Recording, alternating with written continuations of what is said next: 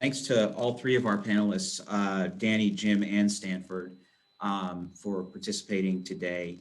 Our last session of the day is going to be about the Division of Waste Management.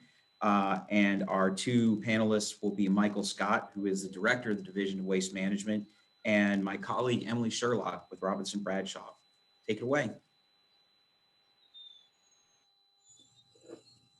Good morning. First off, I'd like to sort of echo what all of the other moderators have said so far and give my sincere thanks to the Chamber and to all of the sponsors for continuing to charge on in the face of the pandemic and make this a virtual event. And thank you to Michael Scott for doing this panel with me again this year, and to the other directors for being here. I've always found this to be an incredibly valuable effort put together by the Chamber to hear from our regulators and to speak directly to the regulated community. So thank you for that. So jumping into it and sort of on the related topic, my first agenda item here for Michael is tell us, how has the pandemic affected DEQ's operations in the Division of Waste Management? I was looking back at last year's notes as we sat together on this stage at this event a year ago, and one of the items for hazardous waste in particular, a focus for 2020 was to go and inspect the never inspected before large and small quantity generators. And then within the month, here we were in a pandemic, and that probably put a kink in all of that. So if Michael, you could talk about how has your division continued to do its inspections and interact with the regulated community in this environment? Now we see you. Yeah, good morning, everyone. Good morning. So I don't know if you heard me or if you were logging back in. I was logging back in, so maybe if you could kind of hit the first question again, that would be great. Sorry about that. Sure thing, no problem. So the first question, I noted that last year we did this session together, and one of the future focuses for 2020 that you provided, for example, for the hazardous waste section, was to focus inspections on never before inspected facilities and, certainly different community interaction initiatives. And then COVID hit within the month from when we last were on the stage speaking about these topics. So can you tell us a little bit about how things have changed in the operations of the Division of Waste Management with respect to inspections, community interaction, the ability of the regulated community to reach your staff members during COVID? Yeah, thank you for the question, Emily, and good morning, everyone. A lot has changed with COVID, to say the least. We continue, the majority of our Division of Waste Management staff, central office and regional office staff, continue to work out of the office. We have a very limited amount of staff that go into the office at some interval, whether it's budget staff or key staff processing different funds for our program and the recipients of those funds. And so our workplace has really changed in that we're working primarily at home. I feel very fortunate that the group of colleagues within our division before me, and I was a part of it too, but really proactively worked on teleworking and what could be done outside of the office, maybe a day or two per week. And I think that's positioned us well. We almost all have shifted, Emily, to laptops. You still hear about some programs or other state environmental agencies that use desktop computers. Their transition to a at-home work environment has been tougher. We have a lot of state-issued cell phones, which has allowed us to adapt quite well. And so we transitioned with COVID, I think, surprisingly well, and talking with some other states that really had some logistical hurdles. We did postpone, naturally, our inspections, field work for a time back when the onset of COVID came upon the state. We're back to doing inspections now. We continued to follow up on complaints, even at the early signs of COVID, but in a much more limited fashion.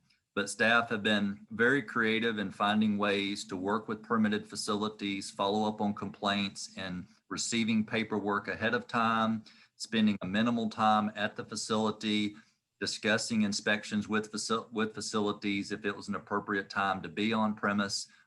All of that has come out of this new environment we're in. working through the pandemic. But, a lot has also depended on our virtual platforms. Like we're using Teams a lot. We do use Zoom like we're using this morning some, but that has allowed us to share documents on the screen, critique different submittals, and really have informed technical discussions when we're not able to sit around the table and look at a plat drawing, whether it's a brownfield site or a comprehensive site assessment that's come in for a particular area we're working on. So I'd like to commend all of my colleagues on their efforts to keep, we call it the wheels turning while we're out of the office. If you have a specific concern, our receptionist still comes in almost every day, 707-8200. She will get you in touch with someone if you're not able to find us for some reason because we're out of the office. But we're actively responding to email, voicemails, etc. But a lot has changed, to say the least, Emily. So a follow-up question to that, Michael, you mentioned, for example, getting more paperwork up front so you can minimize the time out of the facility, which has been a necessity in the pandemic world. But have you found efficiencies in that? Do you think it'll hang around once we come out on the other side? Yeah, I think that's a great question, Emily. And I think obviously what we've learned, and some of it we were forced to learn, I think we obviously will incorporate those pieces moving forward that will keep us being more efficient. If we don't need to go to a facility and look at paperwork for several hours or however long before the actual inspection, if we can do that remotely, have those conversations, formulate questions to then come to the facility, I think, in my opinion, that benefits everyone. The facility doesn't want operations disrupted or to have their staff tied up during an inspection any longer than is necessary. So great question. And I think there are items we will be adapting, from this type of approach that we're using during COVID. We're available. Like I said, email us, call us. Our central number, our receptionist still mans. And, if we need to do a compliance assistance visit over the phone or can help in any way, we're willing to do that. But I think a lot has been gleaned through this process that will benefit us moving forward, obviously. We have, been actively in the field with different complaints. Those don't stop coming in, whether there's a pandemic or not. And we just do so in a safe manner, as safe as possible, meaning limited staff may go, practicing social distancing, different requirements to ensure their safety and anyone that we may interact with in the public. Thank you, Michael. I think that makes perfect sense. I mean, efficiency sometimes comes out of being forced into doing things differently. So I think that's right. Fantastic. So another question for you. All of the other directors have touched on this because it's a topic we can't help but talk about as things evolve. Can you give us an update from the waste section's perspective on emerging contaminants such as PFAS and 1,4-dioxane? Sure. Yeah, I heard the end of Danny's talk, and it is still an important subject. I know some attendees may feel like, we're hitting it pretty hard at these chamber meetings, but emerging compounds, the department's spending so much time on them, meaning every day, multiple divisions working on this important subject. From our perspective, I believe Danny touched on it, but there's some important developments with the Environmental Management Commission approving the combined standard for PFOA and PFOS at 70 parts per trillion. That's a public comment period that's going through March. So if there's interest in what that groundwater standard will be, I encourage everyone to look at the EMC's current proposal and weigh in on that. Obviously, there are other states who have lower groundwater standards than 70 part per trillion, which we proposed as a combined standard in alignment with the EPA Health Advisory. But it's a starting point, and the Science Advisory Board gave us feedback on that we obviously shared with the EMC. But the next step is where we are now, public comment, and then going back before the commission. I would say, Emily, our work continues to get more granular. What I would want the attendees to know is you hear broad terms, emerging compounds, PFAS. It's a dialogue that never ends. I don't see it ending in the near future. We have brought on chemists, toxicologists. Our work is so far beyond PFOA and PFOS right now. We're looking at shorter chain compounds, early eluting compounds that we may have difficulty in filtering them, and we need to look close at filter technology. We're looking at isomers of the different compounds, whether it's the branched or linear isomer. And so these conversations the take-home message would be they're getting very granular, and they need to be granular so that we understand this universe of emerging compounds moving forward. Our work, we have posted to our website a joint report that was done with the solid waste industry, Emily. They hired a private consultant to sample landfill leachate for PFAS. That's some of the first landfill leachate data for PFAS available in North Carolina. So a lot of our household products, industrial processes end up in landfills. They may contain emerging compounds. There's a potential then for those compounds to make it into landfill leachate. And that landfill leachate goes to a wastewater treatment plant. Potentially it discharges to a surface water feature for North Carolina. So you can connect the dots of how we're looking at emerging compounds, where they're coming from, how they're managed, where they're disposed. And that's an interesting data set. I expect it will be augmented by the PFAS network. They have a report, I believe, coming out in April to the General Assembly. That's the group of university researchers, NC State, Duke, East Carolina, that have been working on this important subject also. And they'll be submitting their updated information on PFAS to the General Assembly in April. And we look forward to having our conversations with that group, comparing notes, talking about what the future holds. One of the items on what the future holds would include continued work with our Science Advisory Board. We're looking beyond PFOA and PFOS. Those are the older, we call them legacy compounds, 8 carbon chain compounds. What's next? And so our Science Advisory Board, which was formed by the secretaries of DEQ and DHHS, they're taking up that subject. Which compounds have the greatest potential for health effects? Which ones are most predominant in the environment? And we did a recent presentation to the SAB late last year. I believe Danny touched on this briefly also, giving the SAB, Science Advisory Board, an overview of the DEQ data set so that we can talk about what's next. So to link all this together, PFOA, PFOS, it's in the public comment status right now for the Environmental Management Commission. The commission most likely will hear that item for final rule approval in May and the public comments. But we're also going beyond those 2 compounds and looking to see what North Carolina needs to take up next on the environmental front. We are doing a lot in other media. You know, Mike Abrazinskis, I'm sure, touched on it in air. We're working on surface water, groundwater. We're starting to do a good bit of sediment work, which we're starting in the Cape Fear, and soil work. And these medias like sediment and soil, the test methods are a little more difficult. And so there's a lot of conversations on proper quantification when it comes to these emerging compounds in other media.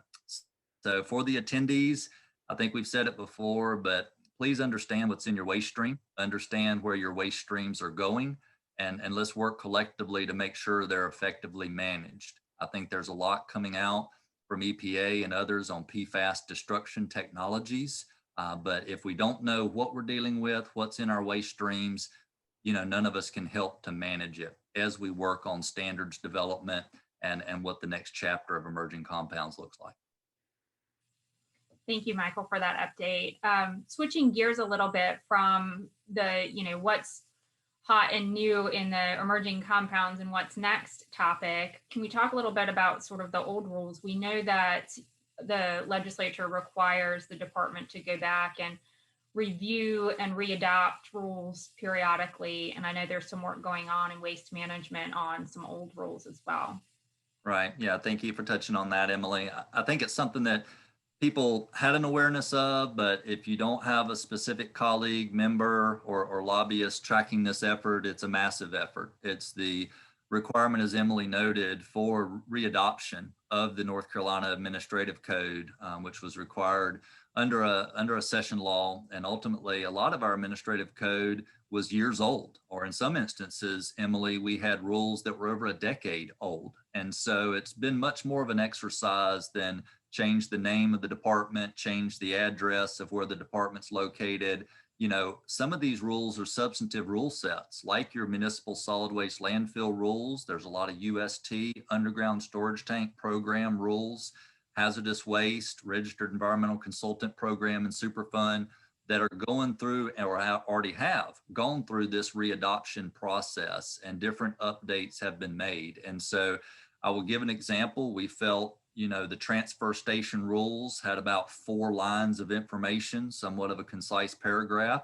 We really felt like the information within the permit needed to be further supported in the administrative code. And so that rule set has grown, meaning that transfer station rules are broader in scope now than they once were. So I would like the attendees just to hear that message and stay in touch with the EMC's website, agenda items, and rules that you're concerned about or work with on a daily basis. Feel free to reach out to us, but be aware of that readoption process. All of the rules go through a public comment process.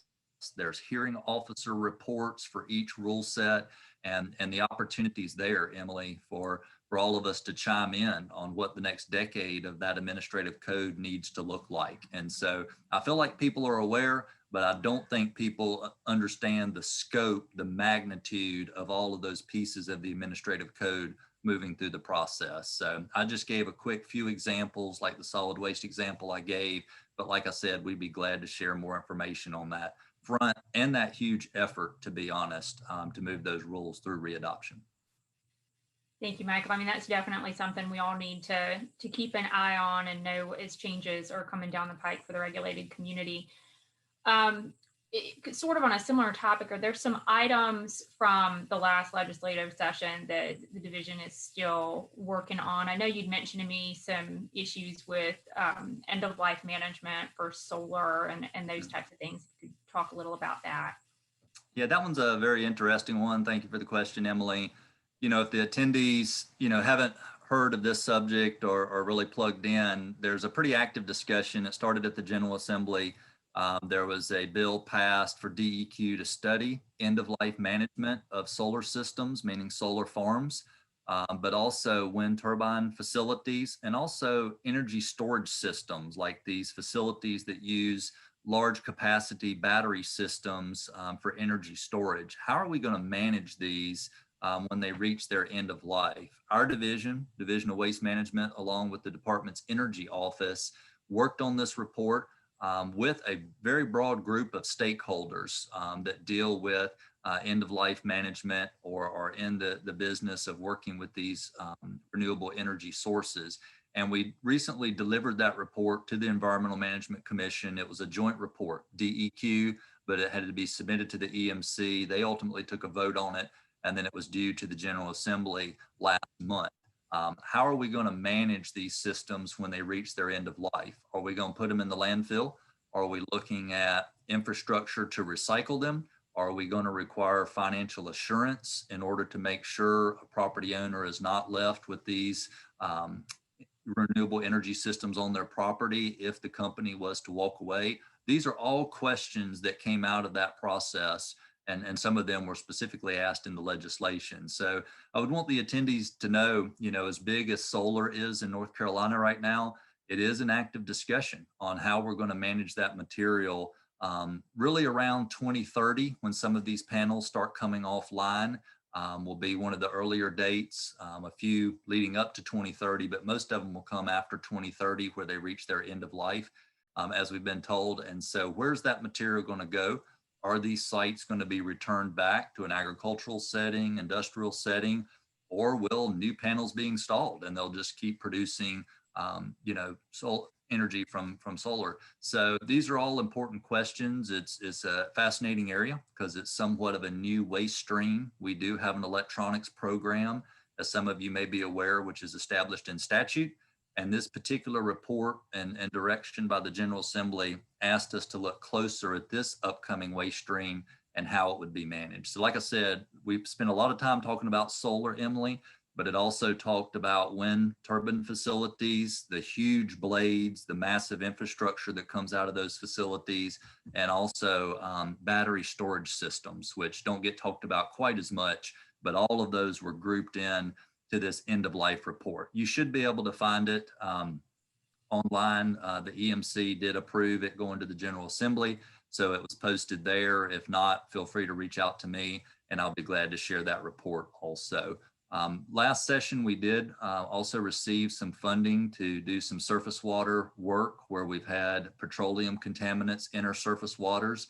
that are not tied to a commercial operation like a gas station. So we continue to look at areas where we need funds to deploy a contractor to have an emergency type response event, Emily, where maybe there's not a responsible party in play, meaning someone who's really responsible for the release that we can immediately find. So we continue to work on those fronts and did get some money from the General Assembly last year for further surface water protection related to petroleum releases. So those are just two of the small highlights, and obviously session has started back up for 2021.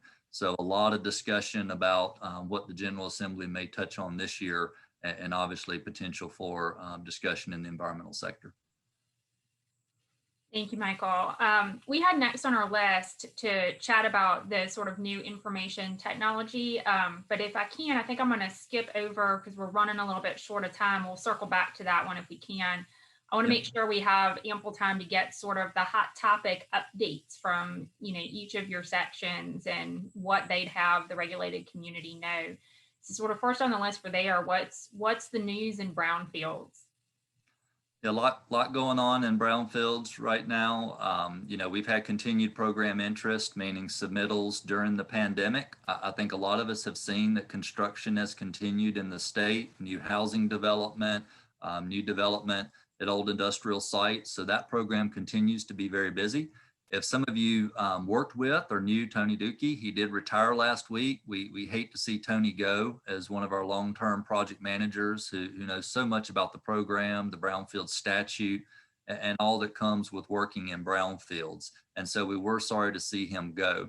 We are working on trying to obtain some additional resources, Emily. We know that our project queue remains high, program interest remains high, and so we are trying to position with some receipt funds to add some additional staff to the program so that we can address that workload as fast as possible. So that's one update I'd like to share with everyone. Staff have worked diligently on a couple of guidance documents. If you've not heard about them, there's a methane guidance document. If you'll just Google DEQ brownfields and go to their guidance document section, we've encountered a lot of sites that have potential for methane issues. And so there's a guidance document on methane.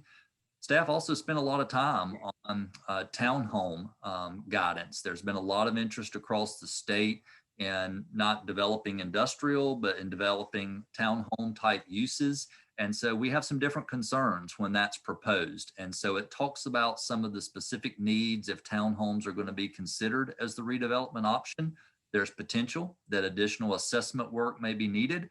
Obviously, additional coordination with our program. When you're dealing with a townhome development and you've got multiple different owners, what role does that HOA play? And so you'll see in that guidance, there's definitely a conversation with the prospective developer, the consultant, maybe the attorney helping the developer, that we need to talk about the role of the homeowners association when it comes to land use restrictions, when it comes to vapor mitigation systems. And so I would encourage everyone to really take a look at that townhome guidance. And so those are some of the main items. We've had some staff changes, but we're trying to add staff and fill those vacancies. But also, if you've not seen the methane guidance or the townhome, work in brownfields, I encourage you to go look at those documents, or let me know, or Bruce will be glad, Nicholson, the program manager, will be glad to send them to you. How about the solid waste program? What's new going on there? Yeah, solid waste has been very busy working on transitioning a lot of the coal ash, Emily, from the impoundments into industrial landfills. So there's a lot of permitting workload right now, meaning industrial landfill permitting for coal ash management in North Carolina. I briefly touched on some of their rule readoption efforts. They had some of the oldest rules in the division, so it was a pretty heavy lift moving them through the readoption process, making the updates that are needed. We're also very excited about their coordination with landfill operators and consultants to bring data into our new environmental database system, which is EQUIS. So if you've not heard of EQUIS, please take a look at it. Our division has acquired it. Water Resources is also starting to use EQUIS. And solid waste for the landfill operators will be asking that the data for the environmental monitoring come in an EQUIS compatible format through an electronic data deliverable. So That's an exciting next step for us, Emily. We're trying to move away from paper coming in, sitting on our desk, looking to see if we have 2L exceedances or even detections. We're trying to get into a mode where it comes in electronic, it goes into our system electronically, and can be more quickly evaluated. So that's an exciting new development for them on that front and for the whole division. But solid waste is leading some of our initial EQUIS work along with the hazardous waste program. Okay, next on our list, let's skip down to hazardous waste because I know you've got a few to cover there and I want to be conscious of our time. Hopefully we can hit on all of these quickly.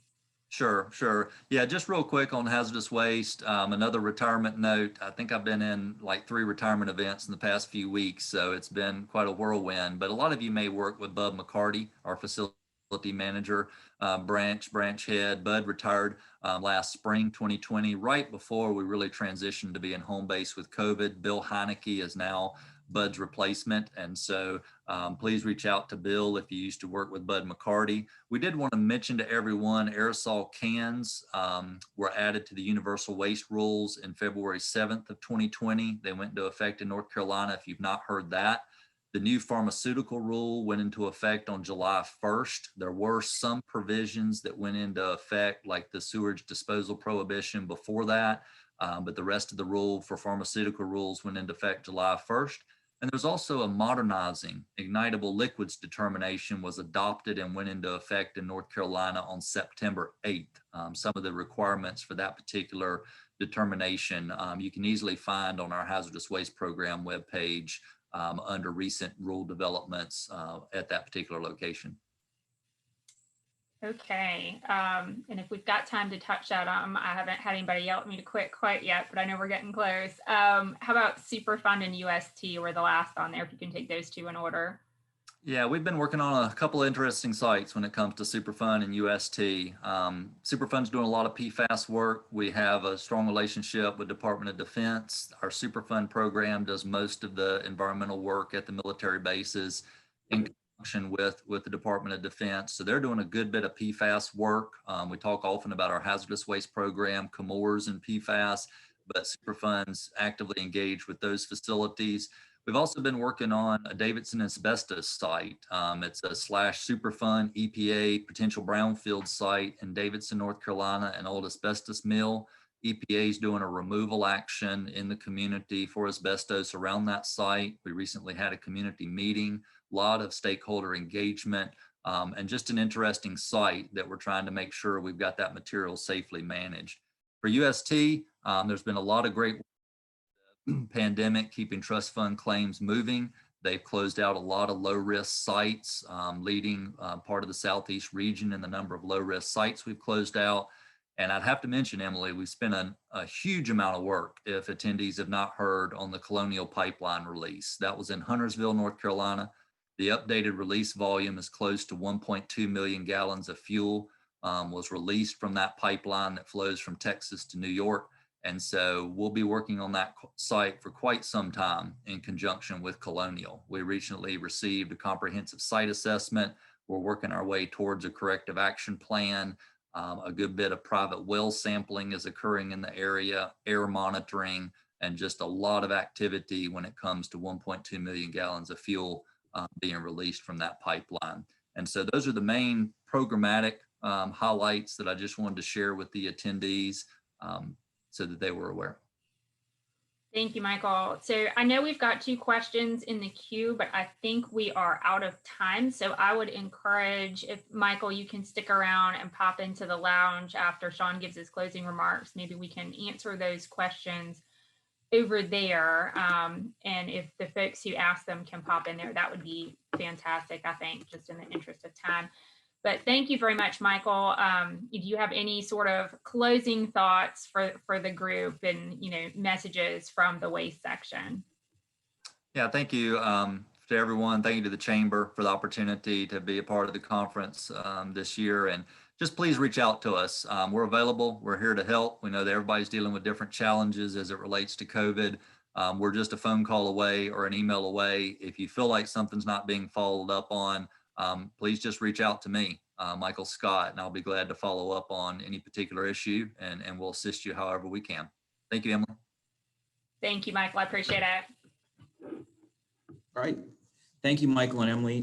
This will conclude today's presentation. I'd like to take one brief moment again to thank today's sponsors, our presenters, and everyone in attendance for participating today.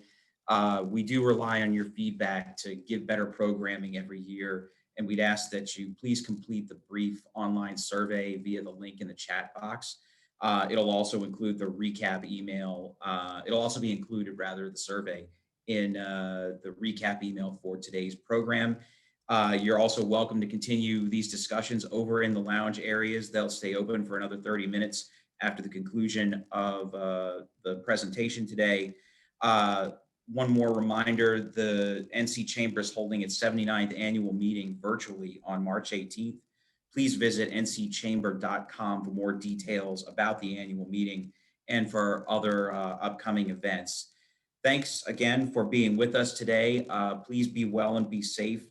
For a smile and maybe even a quick laugh, we have a short video, and we'll hope you'll join well-known North Carolina faces in masking up. And we will look forward to seeing you soon. Feel free to share this message with others. There's a link to it in the chat. Thanks. Let's open our restaurants and stores. Wear a mask. Always wash your hands clean. And come on, wear a mask. Let's cheer on our home team. Come on, let's wear a mask. It'll help the COVID stats and get our kids back in class. Let's social distance for you and me, and to help us our economy. Let's all wear our masks.